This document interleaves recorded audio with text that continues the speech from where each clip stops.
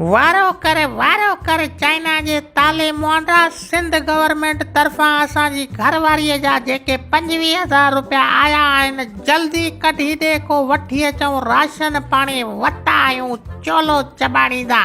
अरे बाबा डिवाइस कम नथी करे तोखे पैसा ॿाहिरियां कढराए ॾींदुसि पर 5,000 रुपया कमीशन लॻंदई।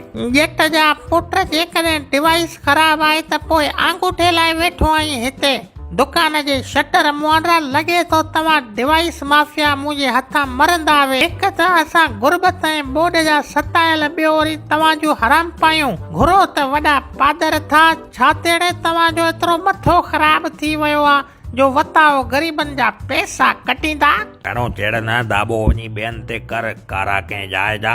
जेकॾहिं 25,000 रुपया कढराइणा अथई त लाइन में बि 5,000 रुपया कमीशन लॻंदई। बाबा जिते किथे रिश्वत जो जान लॻो पियो आहे असां घटि छो कयूं। मां चवां थो अहिड़ी ताज़ी कंदोसि मूंखे बि घणा ॾींहं थिया आहिनि कंहिंखे मार नाहे ॾिनी हथनि में ख़ारिश बि थिए थी सम्झी वञ मुंहिंजी ॻाल्हि खे।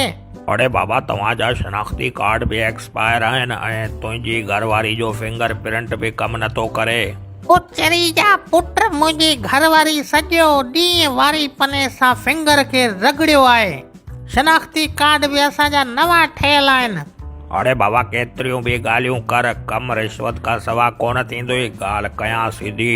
ईअं चओ न इहा दांगी शुरू में ई मले छॾियूं आहे तोखे कट बाबा 5,000 हाणे छा कयूं ही सिंध आहे अॻे आसिफ ज़रदारी असांखे थोरो लुटियो आहे हाणे तव्हां बि लुटियो असांखे। असां त रिश्वत ॾेई ॾेई तव्हांखे हथनि सां हेरको करे छॾियो आहे। अरे बाबा बिना रिश्वत जे तुंहिंजो कमु कयूं तूं कहिड़ो मुंहिंजे चाचे जो पुटु आहीं।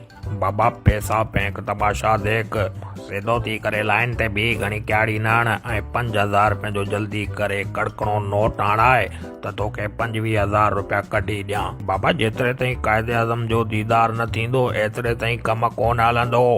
सिंध वासियो हाणे ॾिसो सॼो कसूर तव्हांजो आहे हथनि सां तव्हां रिश्वत ॾेई ॾेई हितां जे हर महकमे खे ख़राब करे छॾियो आहे। तव्हांजी इन ग़लती जे करे माण्हू एतिरा ज़ालिम थी विया आहिनि जो सैलाब मुतासिरनि जो माल बि नथा छॾनि। हाणे सुजाग थियो बेली सिंध वासियो तव्हांखे अगरि किथे बि डिवाइस माफ़िया ग़रीबनि जा पैसा कटींदे नज़र अचे उन जी शिकायत फौरन आला इदारनि ताईं पहुचायो।